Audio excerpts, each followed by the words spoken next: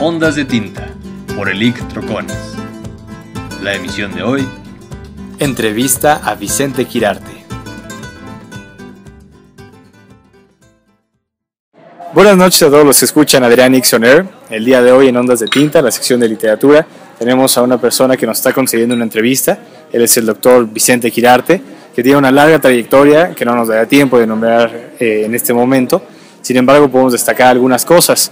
El hecho de que gran parte de su trayectoria se ha desarrollado por una parte en la academia, pero también en las artes. Ha sido miembro del Sistema Nacional de Creadores, pero también del Sistema Nacional de Investigadores. Lo tenemos con nosotros, le agradecemos mucho la entrevista. Muy buenas noches. Al contrario, muchas gracias por esta oportunidad. Y bueno, pues realmente nos gustaría conocer más acerca de usted concretamente y sobre todo en torno a esto que anunciábamos, el hecho de que ha desarrollado parte de su trabajo en la academia, parte de su trabajo en las artes. ¿Cómo ha hecho? Porque finalmente sabemos que estar en el SNI, en el Sistema Nacional de Investigadores, no es poca cosa, con las publicaciones que se piden, colaboraciones en libro, etcétera, no es cosa menor. Y finalmente, cómo llevar de la mano la parte creativa, la parte artística y también la parte de investigación. A mí partiría el ejemplo de mi maestro Rubén Bonifaz Nuño. Él toda la vida fue un extraordinario investigador, un académico de primera, y sin embargo él hizo su trabajo de creador, de poeta, aparte, ¿no? Para él el trabajo del creador era un trabajo libre porque nadie se lo exigía. Era esa oportunidad para estar con él mismo, y creo que esa es la manera en que uno debe trabajar, y eso concilia el trabajo creador con el trabajo de investigación. Sin embargo, en mi caso personal, sí creo que mi trabajo de investigación siempre está animado por el espíritu creador. Los ensayos que hago siempre tienen un carácter narrativo, siempre aspiran a tener un carácter de construcción verbal próxima a la novela.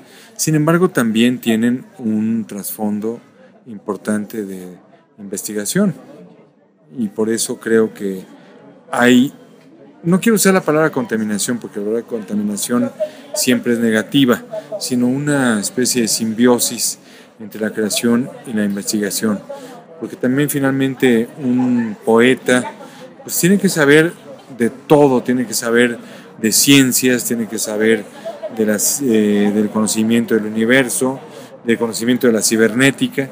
No puede estar ajeno a todo lo que pasa, ¿no? Claro. De otra manera se queda afuera.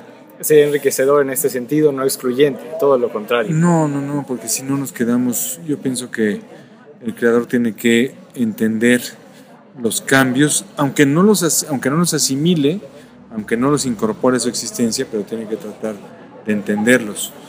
En mi caso personal, yo que soy amante de la pluma fuente desde que tenía 8 años, desde que una profesora nos encargó que la lleváramos, nunca me he despegado de ella, pero también aprovecho las bondades de la computadora, y a veces hay ocasiones en que un poema nace en la pantalla misma, ¿no?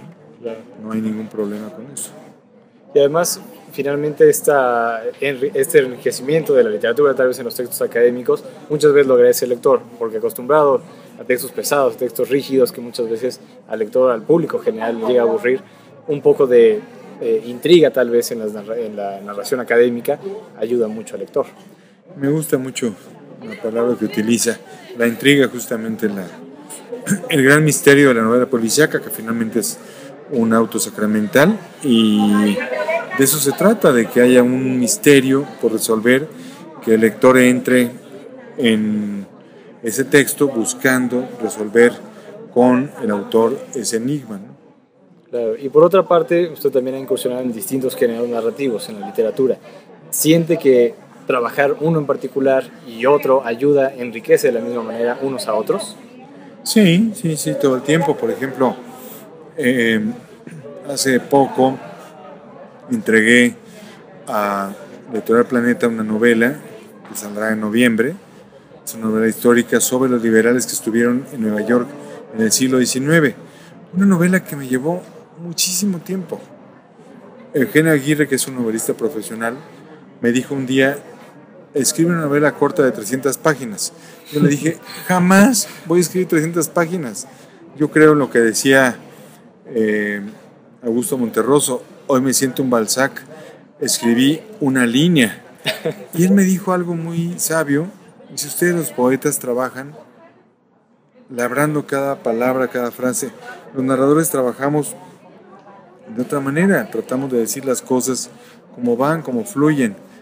Y así es, o sea, yo creo que yo construí una novela pensando en una obra donde había que labrar cada tabique, cada palabra, cada fragmento, cada frase, cada metáfora. El cuidado de cada uno de sus elementos. Sí, pues así es como trabaja finalmente un poeta. Claro. O sea, lo que usted mencionaba hace un momento de la relación entre los géneros, pues sí, la poesía está detrás de todo. Decía Villarrutia que cuando un autor cultiva varios géneros y es poeta, la poesía está en medio de todo. No quiere decir que la poesía, que todo va a estar en verso, pero que sí la exigencia de la poesía va a permear todos los demás géneros. Claro. Y finalmente, para concluir esta entrevista, ¿qué tanto es necesario, si no es que indispensable, un conocimiento del contexto histórico en el que es creada una obra para comprenderla plenamente de manera literaria? Bueno, yo sí sigo creyendo en eso, aunque el estructuralismo dijo que lo que importaba era el texto en sí mismo. Considero que una obra tiene que ser inserta en el momento en que es creada, porque si no, no se entiende todos los fenómenos que la condicionan, y por eso es importante el contexto de La Guerra y la Paz de Tolstoy, o de Madame Bovary, o de Las Flores del Mal. O sea, son obras que si no se hubieran creado en su momento, no explicarían las contradicciones de la sociedad de su tiempo. Claro. ¿Esta novela de la que nos habla ya tiene título? Sí, se llama La isla tiene forma de ballena, y habla sobre la isla de Manhattan, que desde mi calenturienta imaginación pues tiene forma de ballena, o sea, así es como la quiero ver. Muy bien, pues esperaremos ansiosos esa novela. Muchas gracias por No, al contrario, muchas gracias.